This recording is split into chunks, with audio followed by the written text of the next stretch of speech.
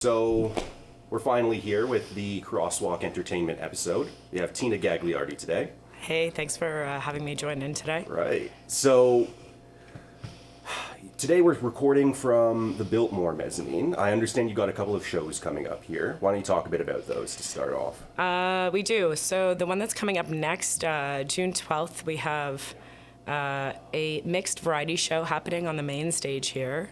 We're going to have a world-renowned mentalist mind reader coming in, and he's going to be joined by a legendary surf punk band and a psychobilly band for that show. This is a weird concept. Like, how did this come about? I've had the idea for a little while to want to work with the Mentalist. It's someone I knew before, and I've seen a lot of his shows, but I sort of had in the back of my head doing something where I'm bringing him together with the Wasagas for this sort of high energy type night. They've known each other for a while, but they've never actually done a show together. It ended up being that Screamin' Sins, who's our psychobilly band coming in from Kingston for that, it was sort of the missing link. It was all these people that followed each other but haven't had an opportunity to work together yet, and it sort of just made sense for this sort of spooky thing in springtime instead of near Halloween. Well, because I think there's such a big, like, Halloween crowd that, like, wants to go to that type of event, but, like, you only get 1 month a year, I think, out of that, right? Yeah. So it's nice to do one kind of in the middle of the summer. That's sort of it, right? I think there are a lot of events that lean into a Halloween in July kind of idea, but we wanted to do something that's just near the end of spring to kick off the summer. What else do you have coming up out of Biltmore? So we have, earlier this year, we introduced a regular monthly free show up here on the Mez called Songwriter. Right. This is an open mic that's designed to focus on original music only and give a chance for people to get all of their original songs out there, but also connect with other people in the industry.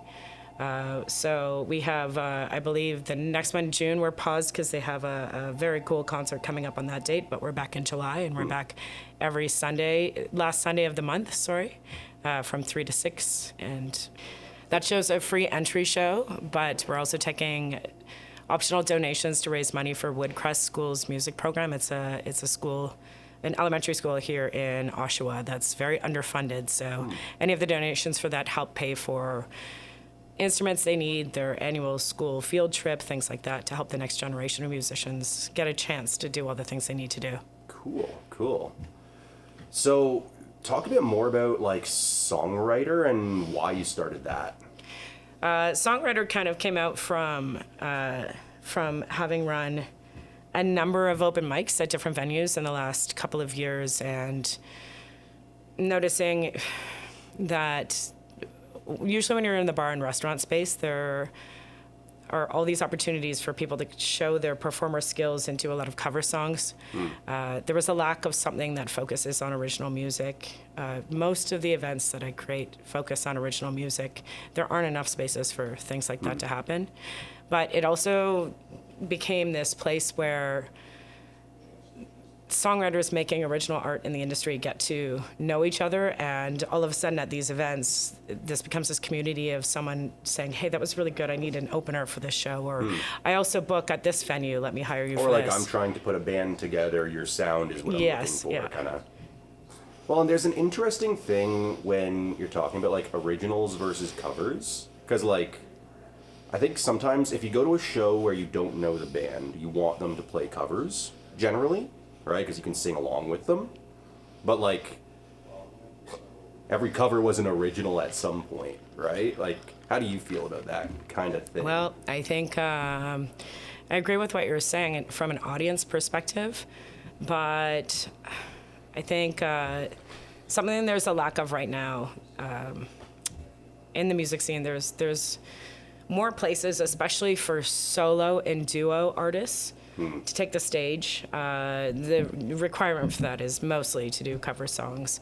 There aren't a lot of spaces for people to express their original art, and here's the rub. If there's never an opportunity for people to get to know original music, and sure, lots of people have the recordings on Spotify, but now you have a mecca of millions of things to sort through. Right. If there isn't for that, then how do we find the next songs that are the ones in 10 years from now that everyone knows and wants to sing along with. And how do you, like, encourage local people to be on the list of those songs, right? Because, like, there's a lot of Toronto, there's a lot of Kingston, there's not, like, a lot of Oshawa in that. There is. There's sort of, there's more than you think, I guess. Or I think the first show that I did here, Hometown Sounds, and that's a huge annual one that we do on we're going to talk about that a lot on the main more. stage. That was me pulling from these solo and duo acts that most of them make their full-time living doing bar gigs, doing restaurant gigs, and most of the time doing cover songs, going out to the shows, and always go out to the shows and support local musicians when you can.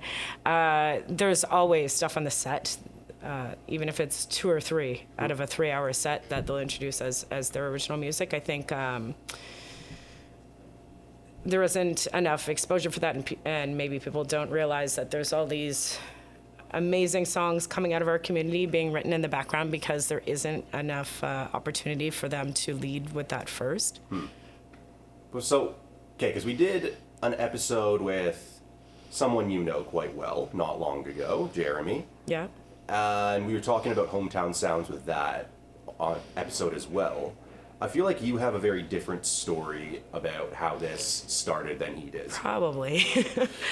Hometown Sounds started with, it was actually, Jeremy Joseph and another musician friend of mine. They were playing gigs at a very dead weeknight, Simcoe Blues and Jazz at the time. And someone had asked me about maybe booking something that was a weekend event. I pretty quickly realized for some of the artists that were new on the scene, the turnout would be a little difficult to pull.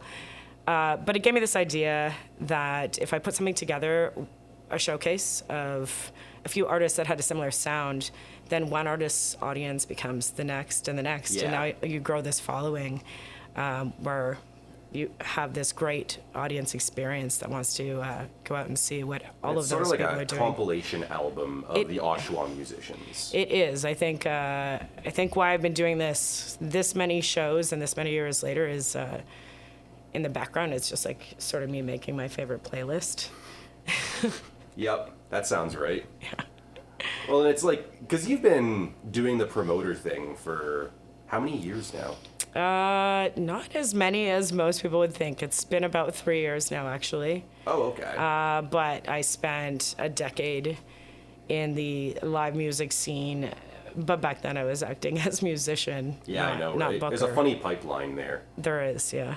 Well, because I think there's like, I'm a musician, like I play music. But then there's like a musician, like, I want to get on a big stage and like scream and dance, and like a lot of musicians don't want to do that, and you find something else in the industry that works for you, right? Mm-hmm.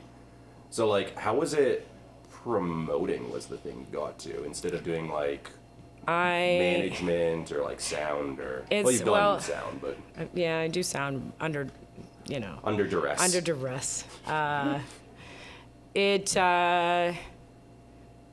All of it just continued because I felt need to give back to something that healed me. I think there's been at least 20 years where I can just be having the worst week or the worst day ever and go out to a live show, and there's something about just being in front of a stage and hearing something great, whether it's a cover that the artist is doing it in a way that you're not expecting, or something that you've never heard before, and it just like heals your whole soul. My motivation to keep doing this, even though it's a lot of work, is that it's being able to put something together that when the show is right, I can feel it while I'm standing in the audience, that it's something that connects everybody and changes them a little bit, I think. Well, because I've had the same kind of experience where, like, if you're just having a crappy day, you go to a show and it can really pick you up. But, like, for a long time, my thing has always been, I don't mind going to a show where I don't know the band at all. Mm-hmm. I go in with no expectations, and sometimes it goes not so great, sometimes it blows my mind. What are some instances where you had your mind blown by a show that you didn't expect? There's been a ton of those. One of my favorite things, and this has actually been, I think, a year that I'm trying to find the right place to bring this person back. It was late night Atria show. There was a touring showcase from Montreal, and there was a man named John Cohen playing. His stuff is really strange. He's everything you would expect when someone says one-man act. So he starts off with playing some backing tracks of stuff he's previously recorded, and then he starts working his guitar and bass on a loop, and then brings out an electric guitar that he has a single drumstick attached to, and he starts hitting the hi-hat while he's playing. It sounds peculiar. The energy was great. The music was incredible, though. I bought all the CDs he had on them that night, and I've been listening to them ever since.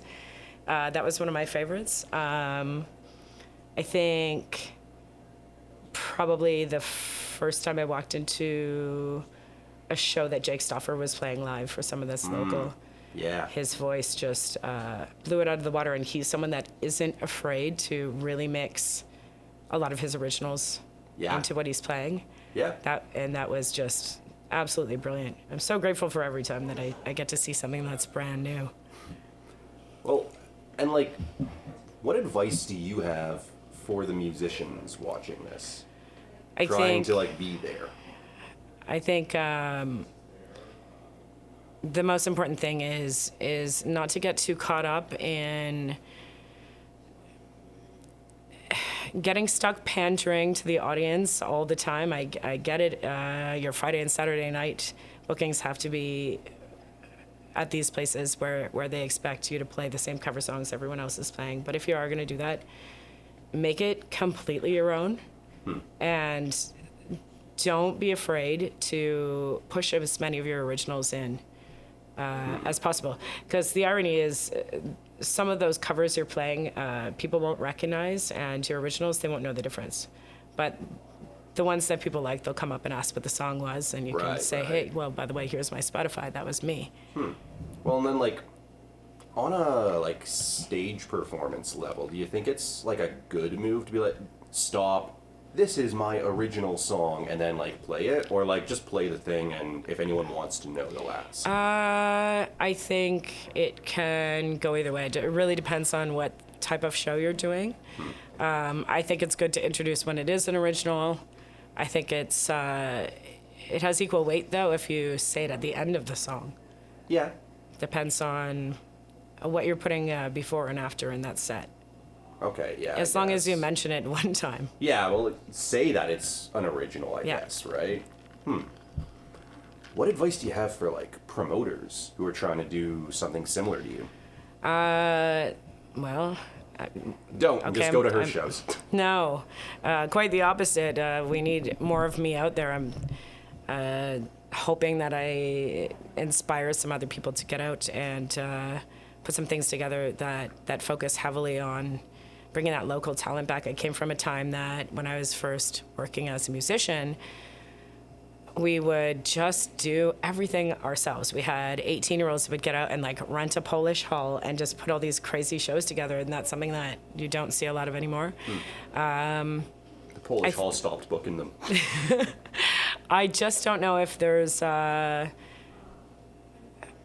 it could be that there's not a lot of spaces, but I mean, well, like, what people don't realize is that venues are empty. Right, and that's what I was going to say. Like, I think a lot of the young promoters don't realize that they can contact Jacob and Diana at the Belmore and pitch an idea, and that's available here. They can contact Bond Street and pitch an idea, and that's available for them. Get to know the management of all the different places if you want to be around it, right? Even as a customer, just knowing the owners of a venue. I think it's important. I also think it's important to come out and support your other local musicians, go out and check out another band that you wouldn't normally go see and get to know them, because this is where this like community force starts happening, that it gets a lot easier to put together a show if the artists know each other. Yeah. And like network with each other. And network right? with each other. That's kind of what the point of open mics is, I think, on some level, where it's like it's about getting to know the other people that are around. I think so too. But I think those ticketed events, when it comes to local stuff, it's really important to show up and spend that $10, spend that $20, and go see the artists, talk to the ones that you like, because that will likely be the next ones that you're going to put on your bill, or they're going to put you on theirs. Right. Well, and like, okay, I guess there's a thing where, do you want to approach this like it's a job and like you're taking it really seriously, or do you want to kind of be having a little bit more fun and like be a little looser with the professionalism in that setting? For musicians or promoters? I guess either. Either? Right? Different answers for both. Yeah, right? Okay. So, because I think for promoters, you do kind of have to approach it as a job, even if you're only doing 2 shows a year. There's a crazy amount of things that happen in the background to be able to coordinate something and make a great show experience and make sure everyone's on the same page. And the end product of those things, you'll never feel like you wasted your time. There's a satisfaction that comes from putting on something that is a little bit of magic. The musicians, it can depend on your life circumstance. I think take the music that you make seriously. And I guess there's a difference between like if you're doing like a bluegrass country solo acoustic thing versus like a not necessarily. I think there's room to fit it into whatever your work circumstance and your lifestyle is, and really treat it with professionalism no matter what. I think all those things, I'll use an example. Our most recent Hometown Sounds here on in April, our headliner, it was the only, I usually book more on the like folk artist level. We had a metal band headline, Birdie, amazing local band. This was something that, I mean, they all have full-time jobs. They do shows when they can, but you can tell the way they put a show together, the level of rehearsal that goes into that. There's no is it about rehearsal, or is it about they've done 50 shows together? It's definitely the rehearsal. I because of the fact that this last show we did, we had each of the artists do one song in tribute to Sum 41, and I remember the lead singer contacting me and said, we're going to do one of 2 songs. One might not be in my vocal range. And the one that they ended up doing was the one she was worried about, but they nailed it. They spent time, and they do, every single month as new things are coming out. But then, is there like something you lose in not being super spontaneous about this? I think there should be spontaneousness in the writing and room for that in the performance, but there's something to be said for getting it ready and having a tight performance that I think is what's going to make an experience that the audience is going to remember. Well, and also, like, you have to appreciate, because you're the musician, you're here to have fun and, like, be cool or whatever you're doing. But then, like, there's real stakes for the other people that are behind the scenes here, right? Yeah. So, like, could you talk a little more about, like, what are some of the behind the scenes things that the musicians don't really consider? Well, okay, let's use Hometown Sounds as an example. So with that, there's a lot of moving parts because, first of all, on the artist level, we have 6 to 8 performers, right? And then consider for that show, we usually have sponsors, we have local businesses doing pop-ups at the time. So for myself, a show like that takes 5 to 6 months from start to finish of a million emails. Let me tell you, she's talking about it with me the whole time. That's true. And everyone else she knows. Yeah. Yeah, it's a lot of things going on in the background. Communication with the venue and things that need to change in marketing perspective to make sure ticket sales are working out. There's so much happening sometimes in all the way to sound check on the day of to make sure that thing is perfect. There's a heck of a lot happening in the background to make sure that thing comes out in the way we intend for it to. So, like, if you had to put together a list of the rules that musicians have to follow, what would be on your list? Well, okay. So, quite simply, I think if you have something coming up and you're given a schedule for marketing it as well as we do, I'm a little different than working with some of the venues because I put more pressure on myself to bring the audience in than some of the venues that expect, hey, you have to bring X amount of people per band. But we're here for you. So if we say, okay, this is the day we're going to do this club or we're going to do a feature or we need you to send over a bio or photos, we would really appreciate if that would happen. Appreciate the timeline that you're working with, right? Yeah, definitely. Other than that, I think it doesn't have to be a perfect performance. People are nervous, especially with the bigger stage shows, and usually good musicians, even if they're a little green, those nerves translate into a high energy performance, and it's quite a wonderful thing. What matters though is making sure that even if you have been on those bigger stages or smaller venues or whatever it is, that you are bringing the energy in. You don't seem like you're having the worst day and express it on the microphone when you're introducing yourselves. Right. Yeah. Well, like, because, it's a funny perspective thing, how, like, there are certain things when you're in the audience that you'll see the person do on stage that's like why would you? But then when I go on stage, I end up doing all the same things, right? What do you mean? I'm thinking about, like,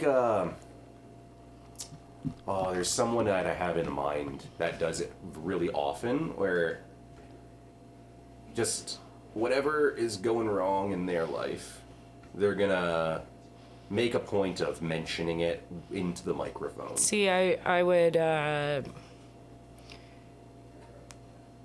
say it depends. If it's someone's like you're bringing emotion into it, there's a story you're telling. If you're telling, if it's like my car broke down. Yeah, and the reason I'm making mention of this, I love putting on shows where it's sort of a songs and story thing, and we get to hear like the background. Yeah, you had songs and stories as an event for a while, I did. right? I did. When it's something like that and it lends to connecting with the audience, it's amazing. I think what you're talking about, though, I think, I guess maybe the most important rule is don't worry about who's behind the scenes. Respect the audience that showed up to see you. Sure. Is important.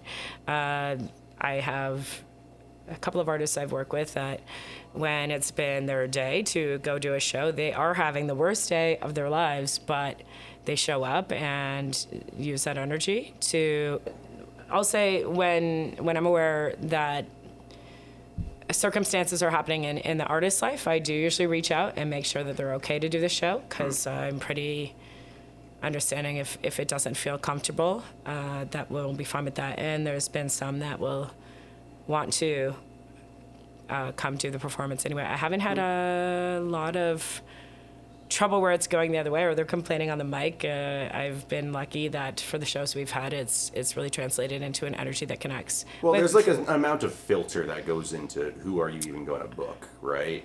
Yeah. Like if you've ever been to someone's show and you had a terrible time, you're not likely to reach out to them. Yeah, correct. I try to pick artists who do have a experience level, and it depends. I was doing some smaller shows before, something like Hometown Sounds. Are going to be people not necessarily super seasoned. A lot of the ones we had in April weren't. It was their first time on a bigger stage, and they were very nervous, but I had trusted them enough with what I've seen them do before that. I knew they would really, really bring everything and leave it on the stage. Right. Jules McCool's is the one that's coming to mind when you say that. Jules McCool's was... I love him. He was very nervous, which was surprising to me because he has played this stage before. Yeah. As bassist for Jackson Bagley. Right. So yeah, I was... but he wasn't the only one on the show. There was 3 that were a little nervous, and every single one of them it translated into a really great energy. You wouldn't have been able to tell, I think, if you were just in the audience that they were nervous. It wasn't obvious to me, honestly, until later on when people were saying, "Oh yeah, he was really nervous for this one." Yeah, but that's only sort of because he mentioned he was nervous. So, I guess here's an interesting thing that you're uniquely suited to talk about, because in downtown Oshawa, you got kind of, I would say, the 3 big venues, right? We have this place, the Biltmore Theatre. You have the Atria, and you've got Bond Street. Mm-hmm. You've worked directly with all 3. Yeah. What kind of compare and contrast might you have here? Okay, so the easiest thing is each one is best suited to specific stuff, and I'm only speaking to, because I don't do the huge artist shows. I do the emerging talent media. Yeah, there's different categories here, right? So where that's concerned, all 3 venues are very good at a specific thing. Atria, you would be surprised more. You wouldn't. Most people would be surprised at some of the shows that I have brought there, because it was known for a very long time as being sort of metal and punk rock forward. When I talked to Dino, the owner, about a year and a half ago, and he had wanted someone to come help out on Tuesday nights, I had mentioned, well, if I do that, it's going to be something totally different. We actually ran our Songs and Story show there. We ran a country show there that were extremely successful. The beauty of that place is the owner has spent decades allowing artists to come in and really express whatever kind of form of art they want to. Yeah.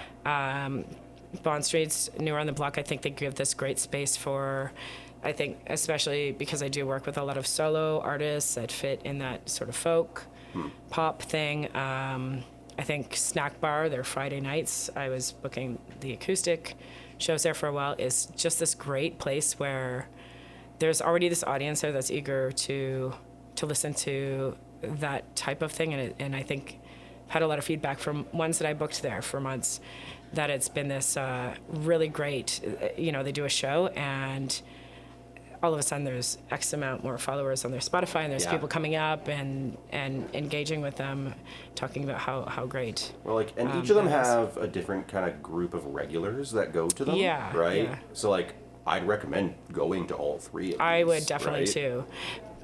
Biltmore, obviously, they were the first ones that gave me this opportunity to have this bigger stage for Hometown Sounds, and that's huge, and encouraged me to do something that was local based and community based. They're now this year really starting to open up the Mez for smaller shows. That's something to keep in mind if you're a promoter or a band, to reach out, because during the week it's an opportunity to do something that's a little smaller and more intimate. And we actually have, among the other shows we're doing in the songwriter one, I am launching, starting in July, I'm going to be doing a summer and winter series, a smaller version of Hometown Sounds here on the Mez. This is the Cool Missy thing, right? Yeah, so amazing emerging artist, Cool Missy. Her and I had this idea about a year ago to do an all-female showcase, a singer-songwriter showcase. And we were just sort of figuring out what's the right timing and what's the right place for it. So she's actually going to be hosting that. She's going to be performing at it as well. That one's July 16th. That show is called Mystic Rooted Wild. It's the first one we're doing in our Hometown on the Mez series. We have 4 female performers, 2 in their 20s and 2 in their 40s, each doing a half-hour set. I think it's going to be an amazing show. And then, what's the kind of capacity for up here? So up here, the capacity is just over 60. I think it's 62, something like that, which is a good size. It's sort of comparable to For instance, Bond Street has the local lounge. I think that's around the same capacity, so it offers the same amount of space for that audience. I feel like up here is kind of a lot more flexible than the way like the local lounge is set up, where there's like a fixed stage, right? Yeah, here we've done a few things or are in the process of setting up some other things on the mezz. It is we kind of have been changing up what the seating looks like and what the layout looks like based on what works best for that show. Okay. Yeah. Quick note, just face. Oh, sorry. Yeah. No, looking forward to the Hometown Sounds on the Mezz, because I think it's kind of like a return to the original Hometown Sounds, in a way. Yeah, absolutely. In fact, there's going to be one we're announcing soon that's happening in August that is a second time around for something that I did in my first year when I was still working out of Simcoe Blues and Jazz, something called Sounds and Words. So for a little while I'm a writer these days, not a musician. For a little while I was running a show out of Berry Hill, a monthly open mic that was for writers. And it allowed me to collect this amazing list of really, really talented spoken word artists.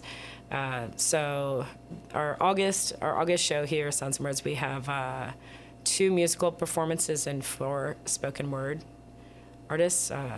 It'll be the first time doing that one in a while, but it was very successful the first time, and I'm really excited to bring something like that back. Well, and because you've mentioned that, like, for spoken word and, like, poetry stuff, there's not nearly as many options as, like, the open mic, like, musician thing. Definitely. And this one I could have gone with all poets. There are people that are doing that, actually. One of my performers for the show, Cleta Braithwaite, she works with AIDS Committee of Durham Region. She's been doing some shows. She did one at Bond Street recently. She's got, I believe, an upcoming one at Brew Wizard soon, where she's bringing just the spoken word people out. Those are amazing shows. Because it's still a market that not as many locals are familiar with. For mine, I chose to select 2 singer-songwriters that are incredible storytellers and mix them through the set just to make it feel a little bit more familiar. Sure. To the audience. Well, and so it's not like, I don't know why this is the thing that's popping into my head of, like, people talking about trees all night, or right. Spoken word stuff can kind of get off into some weird corners, I think. It can. Right? And having a bit of familiarity with the music thing to just freshen the palate. That's a good way to put it. When we were running the open mic, we used to do 5 to 10 minute breaks in between all of the artists. We used to call that show Smoking with Poetry Breaks, because I believe like 20 of us would like go out and smoke at the same time, and then the next artist would come on. But yeah, spoken word, it takes a little bit to digest. Yeah. Everything that's being said. So the way this show's set up, it's one spoken word artist, 15-minute set, a musician for half an hour, 15-minute set, and so on, back and forth. And so if you're saying like you want to do the 15-minute sets for spoken word, but half an hour for music, is in a sense like spoken word is kind of a denser medium? I think that's I think that's the best way to put it. It's especially for this show, the writers that I picked, there's a lot of material to digest there. If you picture a really good song on the page, how many stanzas are on that page and how many metaphors are in that, times that by 10, and then you have a writer's one piece that they're doing for 5 minutes. And I feel like giving a writer a half hour is like too much. For that genre. Right, it's going to turn into like kind of a TED talk. It maybe depends. I think that would make sense if there was dialogue in between and they were telling stories in between about the material. But because we do have time restrictions and we're just doing material only without a lot of introduction in between, it required shorter time spans for that. Okay. So, here's a funny one that I want to ask you, and don't name names, but what is a horror story you've had out of a show? And I get it. Artists have all kinds of great ideas. I don't know. Maybe we should cut that. No. I don't want to. We're not cutting this much stuff, Tina. Well, I'll tell you I'll cut it, and then I won't. I don't want to throw anyone under the bus. Right. But yeah, I've done around 250 shows now, and I've been lucky enough that most of them have gone well. You've thrown a lot of darts at the board. But there's been lots of things that are just, what the hell is happening right now? Well, I'm like because I've been in the photography thing for about the same amount of time, done roughly the same amount of shows probably. And it's like you look back at the early days of it and like mistakes that you made that you wouldn't make now. And like, I still make mistakes, right? It's every week, every show is a learning curve because the beauty of working with emerging artists and different ones all the time is you never know what they're going to throw at you. Yeah. One piece of advice I will give to musicians, though, actually, back to the rule book, something I've seen happen a lot. If you're in a circumstance where you're playing a bar or restaurant gig, whoever the owner is or whoever the booker is, like you've been hired for a specific experience. Something that I've seen a few times too often is where people will decide they're just going to do something totally different than was agreed upon, or bring a friend that was not hired on stage who ends up being drunk or horrible. Definitely consider that the person paying for the show is trying to provide a specific thing to their patronage and keep your end of the deal. Yeah. And make sure that you're not deciding, you know what, I was hired for metal tonight, now I'm a country act. Yeah. It's and you'd be surprised, like this stuff happens all the time. It's kind of nuts. And I think it's disrespectful to the bookers, it's disrespectful to the venues, because we'd be on board and book you for another show if we think that's good, but you can't throw this right. And like, if you want to do your minute. country thing, just talk to them about doing a different show that is a country thing. Right. Not just showing up and sort of like doing a whole crazy thing. Yeah. But no, I think for me, the inarguable rules are, one, play for the time that you were given. That's a good one. Right? Start when you're supposed to start, end when you're supposed to end. I did forget about the one. I've had a couple of ones where they're going over and we have very specific timelines to move artist to artist. Right, especially when you have 6 artists, 8 artists you want to do in a day, right? Like if everyone goes over by 5 minutes, suddenly that's 45 minutes late. I make a habit of like really, really running things on time. In fact, a problem we face every single Hometown Sounds is somehow like around the last half hour, we're like, shit, we're actually ahead of where we're supposed to be. Everything went a little too smoothly. But yeah, I have experienced that. So yeah. What else? Second one is don't break anything that isn't yours. If you better be very apologetic. I haven't had to experience that one, but yeah, that's crazy. And I think that's really, those 2 things really cover most of it. Yeah. Right? And besides that, it's just be respectful. I think that goes back to what you were asking before about like professionalism. I think even if it's a hobby, but you're on a stage, even for an open mic, like those, someone's at open mics. Yeah, right? but someone's providing the equipment, someone's letting you on the stage. Be respectful to the other artists that are waiting in line. If you want to be like the cool guy that like drops the mic, bring your own mic, please. I have a couple friends that host open mics with very dented mics because of that. Well, and these are meant to get dented, right? Not these ones, but the regular SM58s that everyone uses. Like those things are very bulletproof. You're not going to break it, but if you dent someone else's stuff, that's a bit of an issue. Yeah, definitely. Right? Or I've heard things about like maybe you kicked over a mic stand, right? Or stuff like that.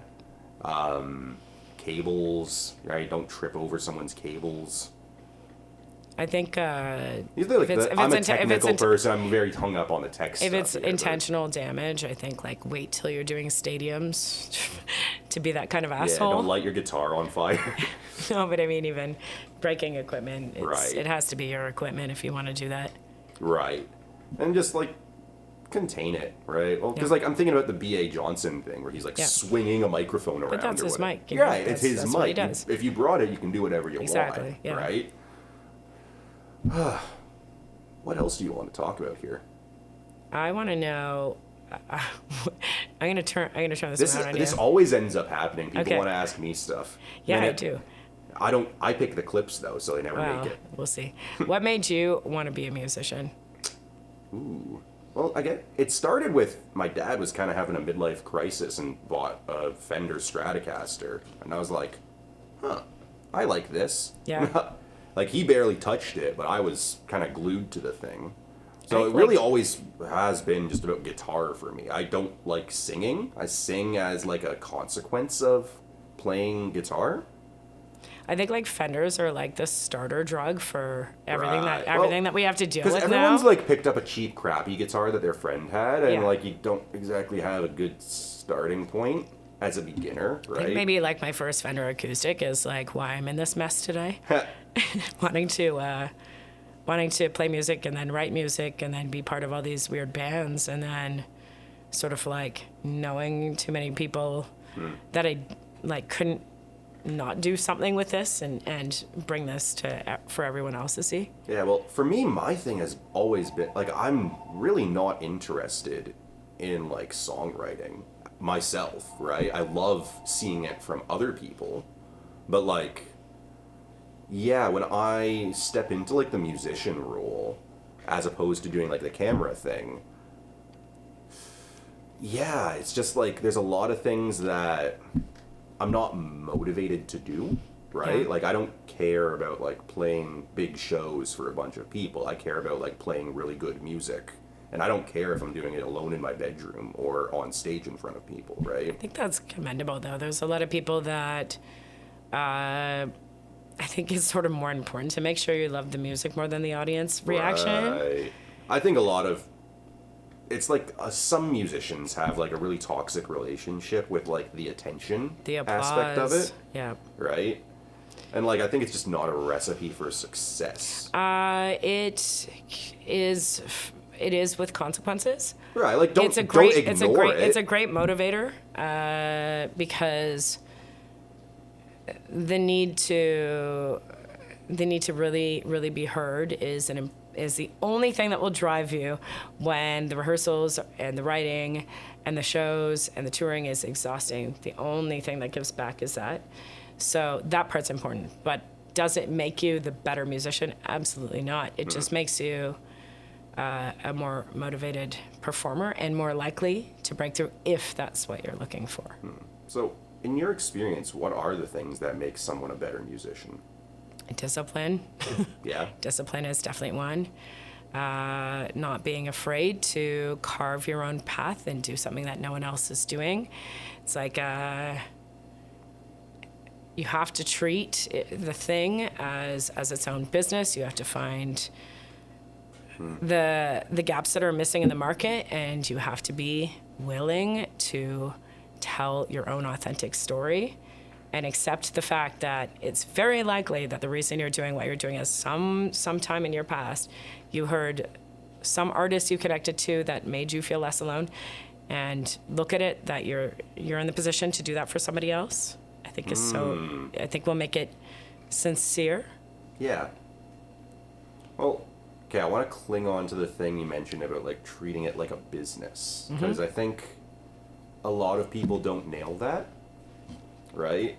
Well, like something that a lot of musicians don't mention is you can lose a lot of money doing this. Absolutely. You're much more likely to lose money than gain money as a musician, right? Some make it happen, and that comes from approaching it as a business and like pushing merchandise, pushing tickets, right? Making sure your room is full. Yeah. Right? Like the promoter is responsible for putting people in seats, but like it's not the musician's job as well. Yeah, and it is something that's a challenge because trust me, the promoters we lose more money than anybody most of the time. Right. It really, our side of it is really a labor of love, or you don't survive it. But the musicians have to look at it the same way. I think it has to come from a bigger purpose than just wanting to meet some girls and have a good time. Those things are fun and play some shows. But if you're interested in taking it to the next level, you have to be respecting and connecting with your audience all the time. And there's a whole bunch of ways you can do that, but we're not in the era of the way getting on the radio management and record deals used to be, and there's a lot of things that are great about that. We have the democratization of all kinds of industry things now, which is wonderful. But the double-edged sword of that is there's so much coming out that if you're not actively working to really promote yourself, you are lost in the shuffle, and there's just no way for people to find what you're doing. No, like I've seen, I think there's an app you can download that'll find a random song on Spotify that's never been played. And it's something like 65% of all things ever uploaded to Spotify will never be played. I believe it. It's kind of crazy. The same thing's happening for us writers, where all of a sudden there's something like 2 or 3, I'm probably getting the numbers wrong, but there's millions of books now being released on Amazon every year because of the self-publish factor. Breaking through is harder than it ever was. However, it's this opportunity where artists that would have been missed before really can break through. You're not groveling to some touring manager you don't end up with and you don't end up with this horrible 360 deal either. At the end of the day, you get to really control the conversation. You get more artistic control, but it's an entrepreneurship. You have to be willing to treat it as that, and put all the hours you would that you would if you were starting any other brick and mortar type business for it to succeed. Because like just doing a show isn't enough. Yeah. Right? Like you have to take it seriously and like take responsibility for making it a good show, right? Like most people that are going to your show have probably been to a bunch of other ones, right? Like outside of the world of like the big like industry kind of thing, where like this is probably a lot of people's only show this year. I think it's really important to, as someone that books events, make sure that your Instagram is filled up with a lot of live music clips first and foremost. Like the posters are helpful for the people looking to book stuff to. A lot of venues want proof of concept, essentially. But the reality is that in all business owners' busy lives, they just want a couple of clips to see what they're getting into, to be able to say yes and put you on their stage. And for the audience, I know, for instance, every time I travel out of town, I'll look up what live music's happening at that time and go to like a list of like those artists' Instagrams and see what it sounds like to decide that's what I'm going to see tonight.